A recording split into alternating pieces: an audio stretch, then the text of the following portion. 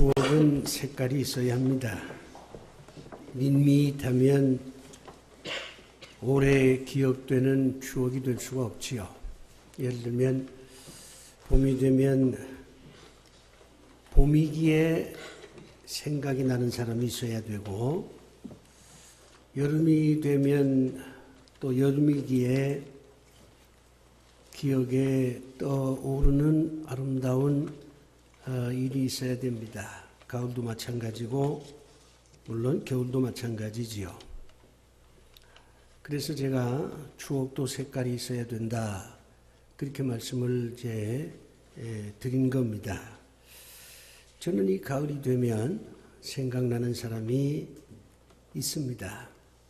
장로로 교회 봉사를 잘 하다가 세상을 떠난 친구인데, 이 친구가 이제 서울에 아주 유명한 건설회사 부장으로 일을 하다가 순간적인 판단착오로, 또 좀 더 이제 직설적으로 표현하면 유혹에 넘어가서 죄를 지었습니다. 그래서 교도소에 가서요, 천안 밑에 성완이라는 데가 있는데, 거기 이제 교도소가 있습니다. 거기 가서 이제 수감 생활을 이제 하게 됐는데, 제가 이제 면회를 갔어요. 젊은 시절 같이 신앙생활을 했고, 또 본래 사람이 좋은 분이에요. 그래 이제 면회를 갔는데, 이게 면회를 허락을 안 해요. 제가 두어 번 갔는데도 도무지 만나주질 않습니다. 충분히 이해가 되대요. 친한 친구한테 험한 꼴을 보인다는 게 뭐 여러 가지 가슴이 아팠겠죠. 그러나 저는 꾸준히 면회를 갔습니다. 아마 세 번째인가 네 번째인가 갔더니 면회를 해줘요. 그래서 이제 그 교도소 안 면회실에서 만났는데, 제가 먼저 이런 얘기를 했습니다. 오늘은 아무 얘기하지 말자. 우리가 서로 쳐다만 보자.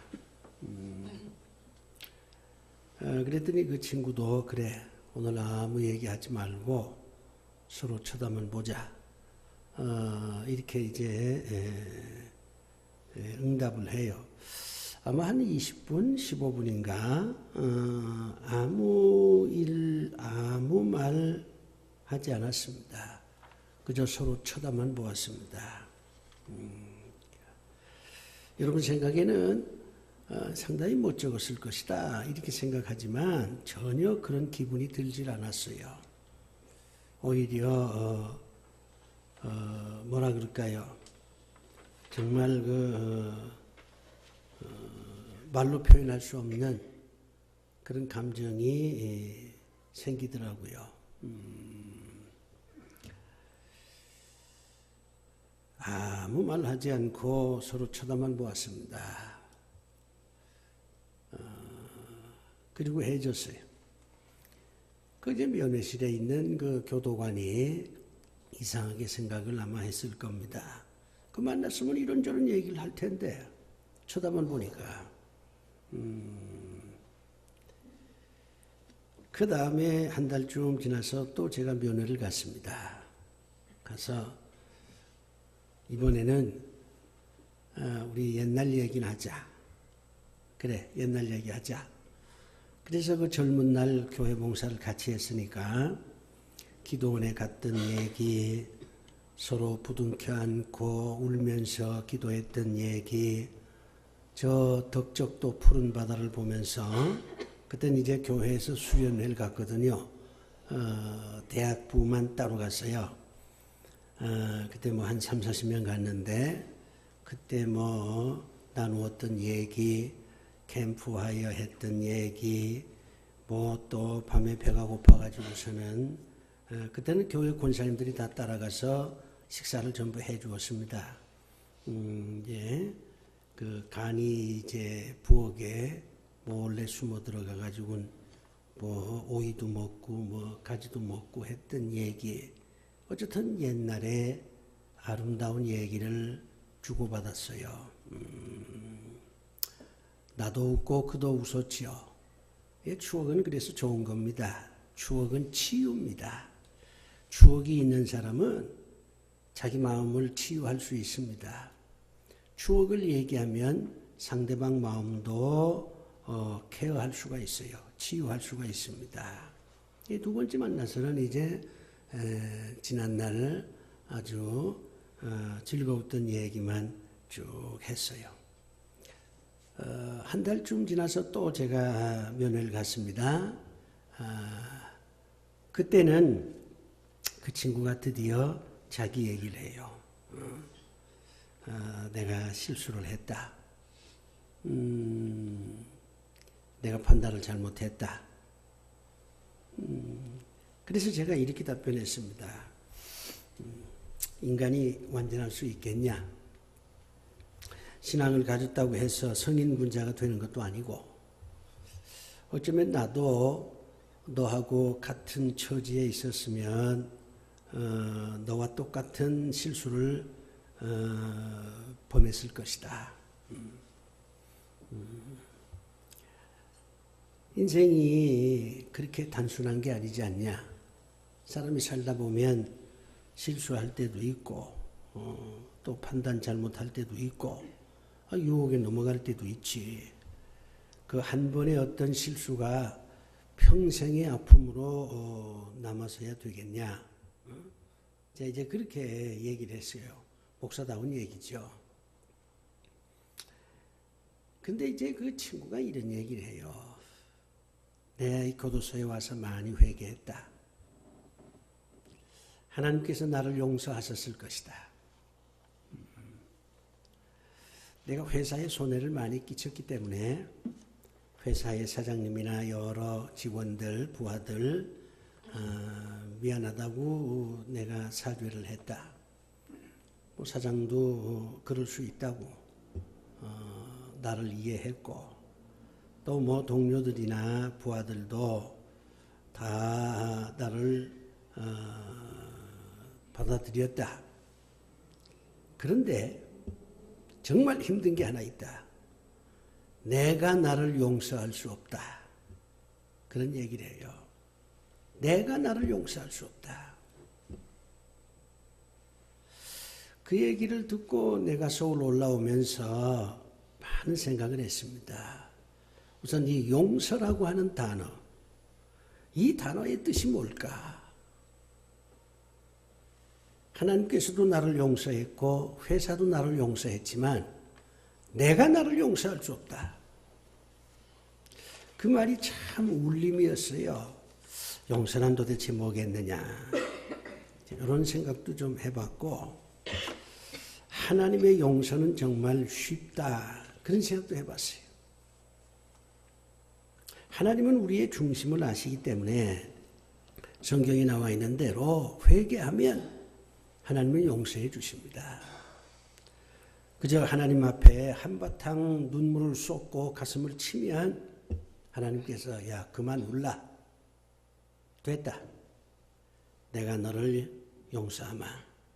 그렇게 말씀하십니다. 하나님은 참 좋으신 분이에요. 하나님의 용서는 정말 단순하고 명쾌하고 쉽습니다. 그리고 내가 상처를 준 그 사람의 용서도 처음에는 어렵지만 계속 가서 잘못했다, 용서해달라 그렇게 얘기하면 결국 사람이라 특별히 뭐 악한 사람이 아니면 용서를 합니다. 처음 찾아갈 때는 만나주지도 않고 두 번째 찾아가면 화를 내고 세 번째 찾아가면 난 당신 용서할 수 없어. 다시 오지 마세요. 그렇게 얘기하지만 네 번, 다섯 번 찾아가서 진정성 있게 내가 잘못했다. 미안합니다. 저를 용서해 주세요. 그렇게 하면 결국은 용서합니다. 하나님의 용서보다는 좀 어렵지만 그러나 결국에는 용서를 해요. 그런데 자기가 자기를 용서한다는 게 참 이게 어렵습니다. 어떤 사람은 그냥 덮어버려요. 내가 나를 용서해야 되겠다는 그 개념 자체도 없어요. 내가 뭘 잘못했는데 아주 뻔뻔하게 나옵니다. 또 어떤 사람은 내가 잘못했다는 걸 인정을 해요. 그러면서 자기 학대를 하고 내가 이럴 수 있나? 내가 겨우 이 정도밖에 안 되나?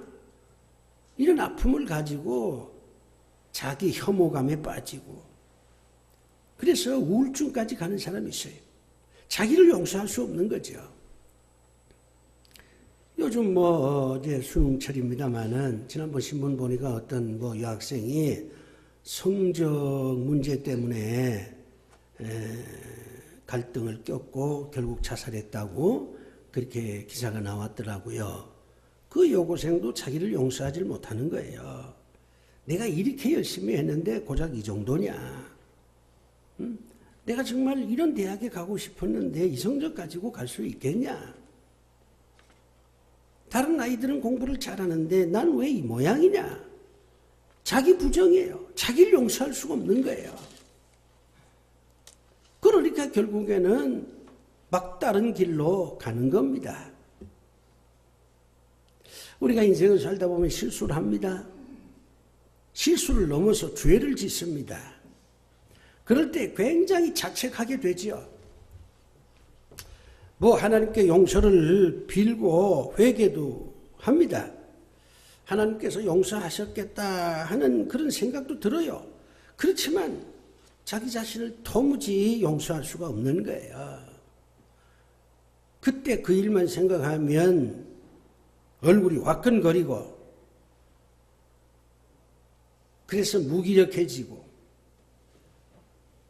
애따 모르겠다 하는 자포자기의 삶을 살게 되고 자기 인생을 자기 스스로 파괴해버리는 그런 경우가 참 많습니다. 자기를 용서한다는 게 쉬운 게 아니에요. 그리고 자기를 용서해서 자기와 화해를 해야 진정한 평안도 주어지고 진정한 용서도 완결이 됩니다. 오늘 본문에 등장하는 베드로가 똑같은 심정이에요. 베드로는 주님을 배신했습니다. 주님께 죄를 지었어요. 베드로는 주님께 죄를 지어서는 안 될 사람입니다. 그는 특별한 사람이에요. 요한이나 야고보나 바돌로메나 나다나엘하고는 전혀 차원이 다른 사람입니다. 베드로는 신앙 고백을 한 사람이잖아요. 주는 그리스도시요 살아계신 하나님의 아들이라 이렇게 고백한 사람이 베드로입니다. 우리 주님께서 제자들 앞에서 너희들이 나를 배신할 것이다 이렇게 얘기할 때도 다른 제자들은 예수님의 그 말씀에 대해서 충격을 받아가지고는 아무 말도 못하는데 베드로는 선뜻 나서서 선생님 그런 말 하지 마세요. 여기 있는 다른 모든 제자들이 다 주님을 배신할 정도가 되더라도 저는 절대로 주님을 배신하지 않습니다. 제가 누굽니까? 저 베드로입니다. 제가 신앙 고백한 당사자입니다. 이렇게 호언장담했던 사람이 베드로입니다. 베드로는 12제자 가운데 우두머리요. 다른 사람은 주님을 배신할 수 있지만 베드로는 주님을 배신할 수 없어요. 배신해서도 안 될 사람입니다. 그런데 그가 배신했거든요. 3번이나 배신했습니다. 아주 험한 말을 하면서 주님을 배신했어요. 주님이 돌아가셨습니다. 베드로가 얼마나 고통스러웠겠습니까? 제자들이 12명이나 있는데 한 사람은 가룟 유다라 스스로 목숨을 끊었습니다마는 주님이 돌아가실 때 사도 요한을 빼고 모두 다 도망갔습니다. 그런데 성경을 보면 울었다는 사람은 베드로밖에 없습니다. 다른 사람은 울었다는 기록이 없어요. 오직 베드로만 울었습니다. 1시간 운 게 아닙니다. 밤새도록 울었어요. 뭘 의미하는 겁니까? 자기의 죄 때문에도 그는 울었겠지만 자기 자신을 용서할 수 없다고 하는 아픔에서 운 겁니다. 내가 이럴 수가 있을까? 내가 그렇게 호언장담을 했는데 내가 주님을 배신했어. 그것도 3번이나 했어. 자기 혐오, 자기 부정,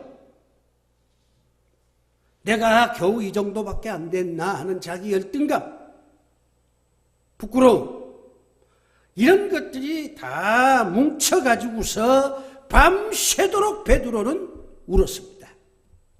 그리고는 고향으로 돌아갔어요. 본문에 뭐 나와 있진 않지만 이 정도 되면 베드로는 우울증 환자입니다. 우울증의 원인이 여러 가지가 있습니다. 근데 그 중에 하나가 자기를 용서하지 못하는 겁니다. 자기를 용서하지 못하는 사람은 숱한 갈등을 겪습니다. 그리고 끝내는 우울증 환자가 될 수밖에 없어요. 베드로가 지금 고기를 잡는데 뭐 고기를 제대로 뭐 잡을 수 있었겠어요? 그물을 던져놓고 멍하게 하늘만 쳐다봤겠지요. 이런 베드로에게 예수님이 찾아오셨습니다. 부활하신 주님이 찾아오셨어요. 부활로 찾아왔어요. 야단치려고 혼내려고 네가 그럴 수 있냐?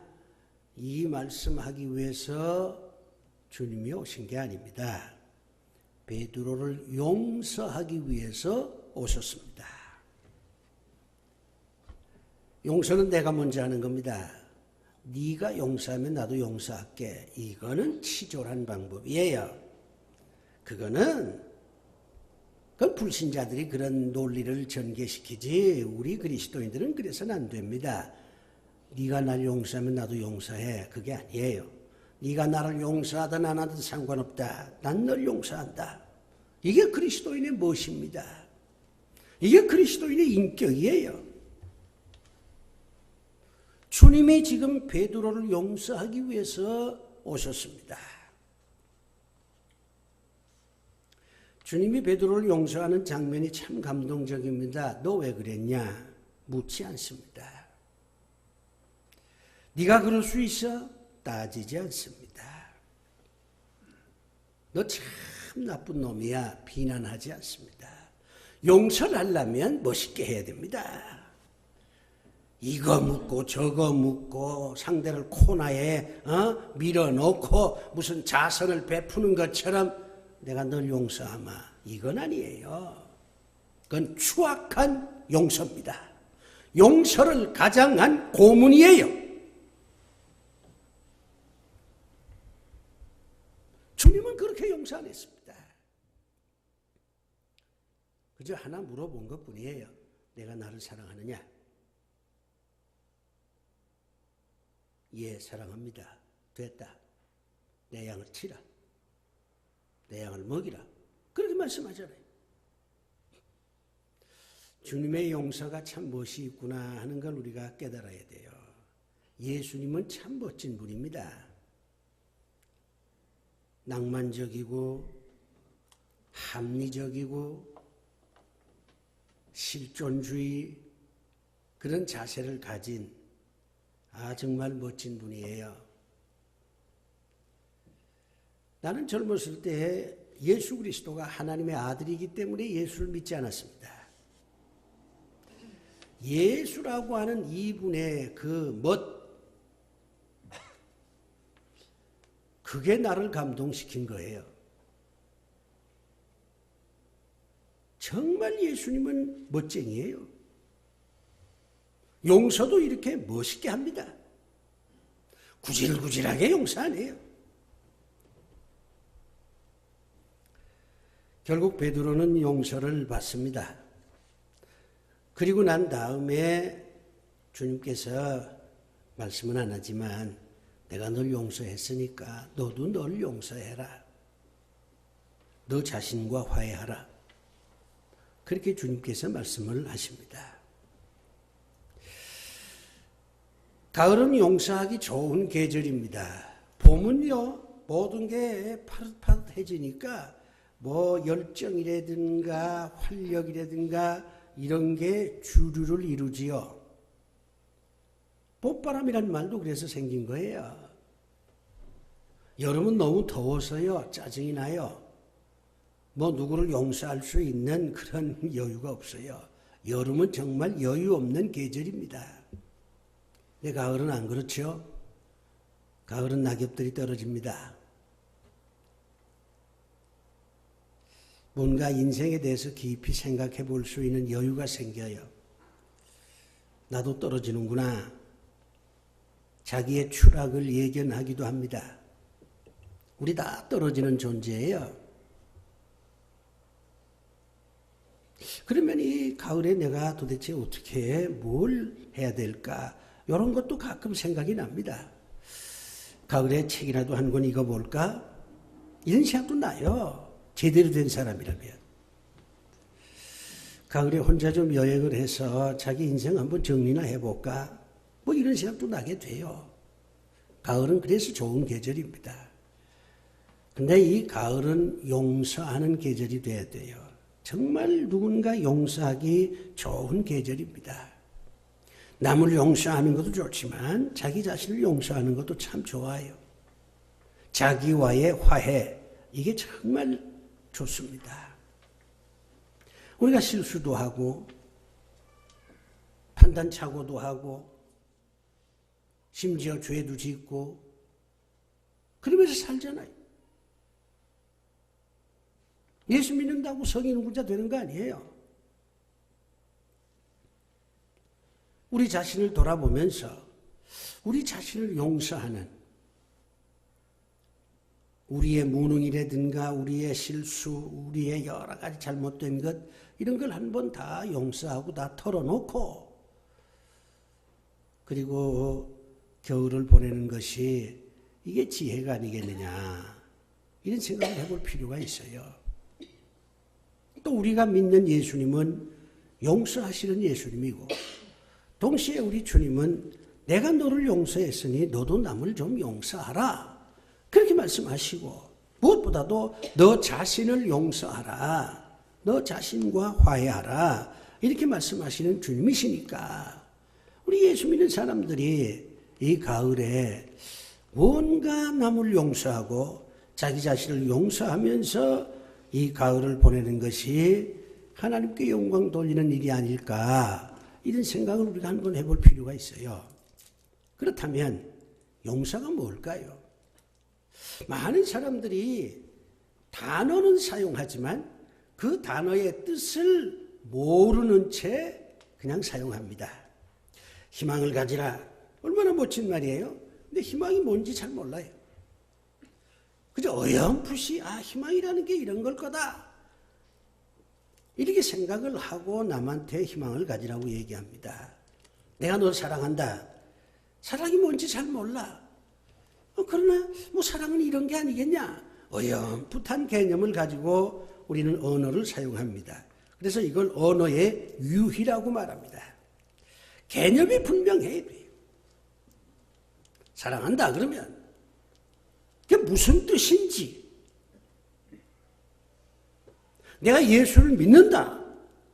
우리가 세상에 나가서 당신 예수 믿어? 그럼 나 예수 믿어. 그러면 내가 예수를 믿는다는 말을 내가 했는데 그 말의 구체적인 내용이 어떤 건지 본인이 확실하게 깨닫고 남한테 나 예수 믿어 이렇게 얘기를 해야 돼요. 인생은 언어의 유희로 살기에는 너무나 아름답습니다. 그렇게 인생을 살 수가 없어요. 두 번 사는 것도 아니고. 우리가 용서라고 하면 세 가지 의미가 담겨져 있습니다. 내가 너를 용서한다. 내가 나를 용서한다. 이 말 뜻은 적어도 이 세 가지가 함축이 돼야 된다. 그 얘기입니다. 첫째가 받아들인다는 겁니다. 내가 널 용서한다는 말은 내가 널 받아들인다는 얘기예요. 지금까지 자꾸 밀어냈는데, 자꾸 배척했는데, 이제 받아들인다는 거예요. 용서하기 전에는 너 보기도 싫고, 네가 전화하면 꺼버리고, 너하고 밥 먹으면 말이야 아주 그냥 밥맛이 떨어지는데, 용서했어. 받아들이는 거예요. 밥도 같이 먹고, 전화 오면 전화도 받고, 전화 걸기도 하고, 받아들이는 겁니다. 상대의 모든 걸 받아들이는 거예요. 두 번째, 용서한다는 말은 잊어버린다는 뜻입니다. 내가 너를 용서한다는 말은 네가 나한테 저질렀던 모든 그 섭섭한 거를 내가 다 잊어버리겠다. 그런 얘기입니다. 하나님께서 우리를 용서한다는 것은 하나님께서 우리가 저지른 모든 것을 다 싹 잊어버린다. 그 얘기예요. 인생의 지우개가 필요합니다. 지울 수 있는 게 지혜입니다. 기억하는 것도 지혜고 지우는 것도 지혜입니다. 좋은 것은 기억해야죠. 추억이라는 단어로. 나쁜 것은 다 잊어버려야죠. 망각이라고 하는 단어로. 그래야 우리가 인생을 좀 제대로 살 수가 있어요. 우리가 누구한테 나 당신 용서했어 하는 말은 그 사람이 나한테 했던 여러 가지 불쾌했던 것들 그거 다 다시는 기억 안 한다. 다 잊어버린다. 그런 뜻입니다. 세 번째가 있습니다. 더 중요하죠. 함께 일하겠다 하는 겁니다. 앞으로는 나 당신하고 함께 일하겠어. 그런 얘기예요. 용서하지 못할 사람하고 어떻게 일을 합니까? 일 못하지요. 오늘 우리 주님께서 베드로 보고 내가 너를 용서하마 하는 말은 이제부터 내가 너를 받아들이겠고 다시 제자로 받아들인다는 얘기잖아요. 그리고 네가 나를 배신했던 그 슬픈 시절 그때 나 다시 기억하지 않을게. 그런 얘기고 이제 너 나하고 같이 일하자. 그런 뜻입니다. 그래서 내 양을 먹이라. 내 양을 치라. 이렇게 말씀하는 거예요. 베드로가 용서를 받았어요. 이 주님이 오늘 본문에 나와 있지는 않지만 우리가 상상할 수 있습니다. 주님께서 내가 너를 용서했으니 너도 이제 널 용서해. 다시 그 일 때문에 그렇게 마음 아파하지 말고 자기 혐오감에 빠지지 말고 자기 열등감에 빠지지 말고 그렇게 우울해하지 말고 좀 활기차게 좀 살아라. 주님이 베드로 보고 그렇게 얘기하는 거예요. 너 자신을 용서하라. 자신을 용서한다. 이게 무슨 뜻일 것 같습니까? 똑같은 얘기죠. 내가 나를 용서한다는 것은 내가 나를 받아들이는 거예요. 지금까지는 나 자신을 받아들이지 못해서 내가 이 정도밖에 안 돼? 이런 혐오감이 있었어. 넌 아주 나쁜 놈이야. 이런 자기 학대를 했어. 그런데 이제는 받아들이는 거예요. 받아들이는 거예요.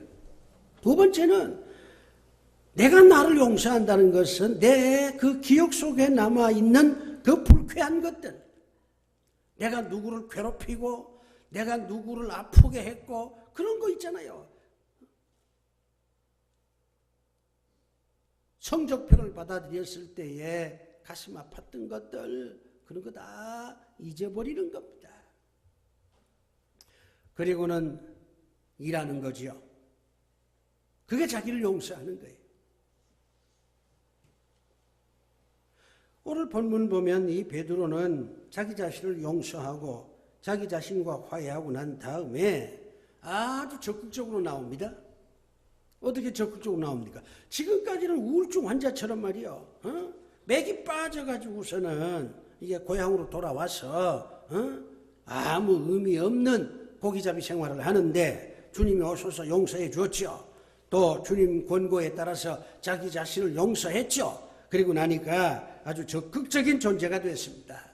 얼마나 베드로가 적극적으로 됐냐면 베드로가 이렇게 얘기합니다. 주님께서 베드로 보고 네가 나를 사랑하느냐?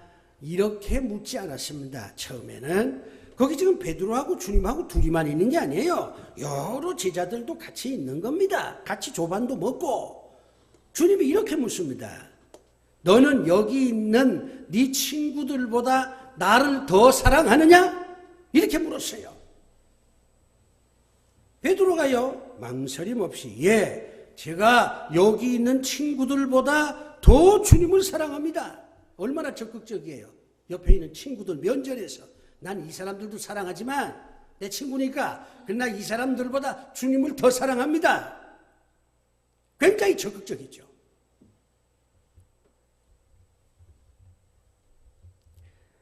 이렇게 자기와 화해한 사람은 적극적이 됩니다.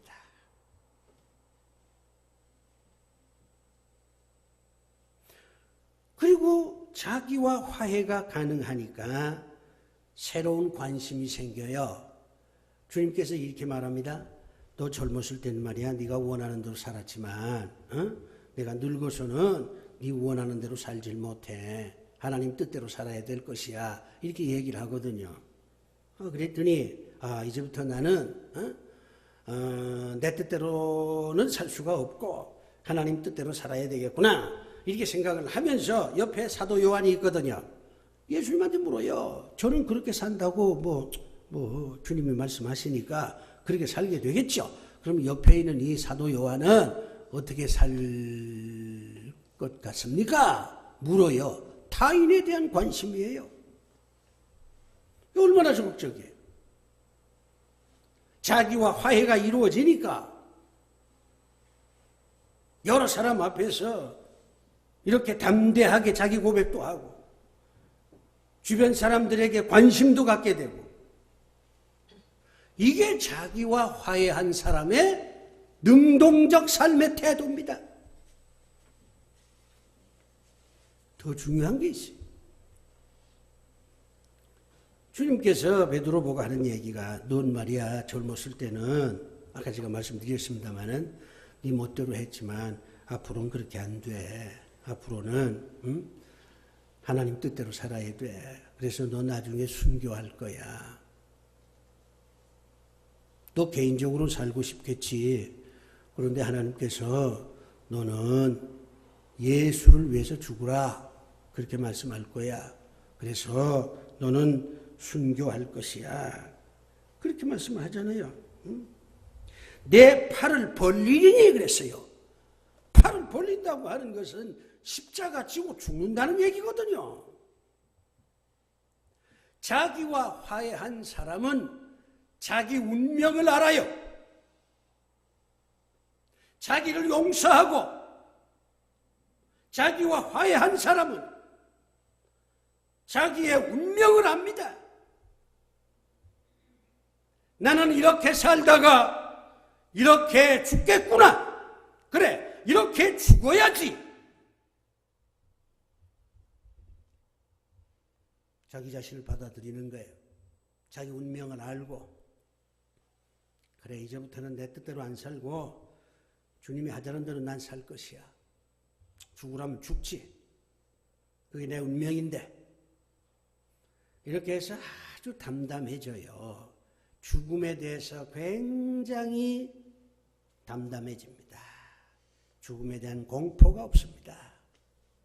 끝을 아는 사람은 끝을 기다릴 뿐이지 그 끝에 대해서 두려워하지 않습니다. 이게 예수 믿는 사람의 멋있는 삶의 태도입니다. 우리가 예수 믿는 사람이 옹졸하고 치졸하고 그렇게 살면 안 돼요. 우리는 우리 자신과 화해해야 됩니다. 사실 여러분도 부끄러운 거 있잖아요. 말을 안 해서 그렇지. 남이 몰라서 그렇지. 하나님은 다 알고 계시는 부끄러운 게 있잖아요. 그런데 이제 그런 것에서 자유롭게 되셔야 합니다.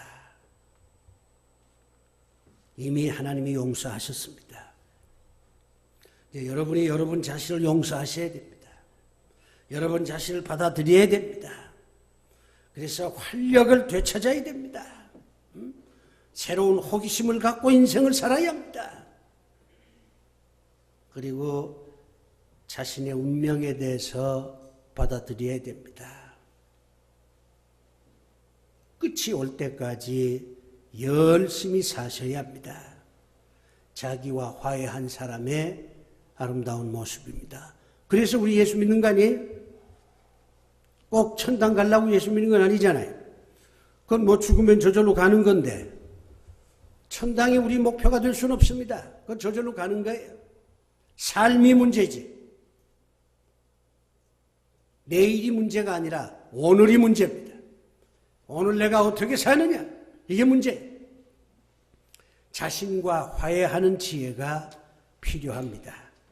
이 가을에 여러분 남도 좀 용서하시고 여러분 자신도 용서하시고 그래서 좋은 보람 있는 삶을 이 가을에 사시기를 바랍니다. 기도합시다.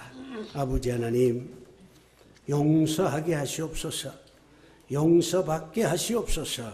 무엇보다도 우리 자신을 용서해서 자신과 화해해서 더 열심히 새로운 호기심으로 그리고 우리의 인생의 끝을 받아들이면서 이 좋은 계절 아름답게 살아가는 저희들 되게 하여 주시옵소서. 예수 그리스도 이름으로 기도드리옵나이다. 아멘.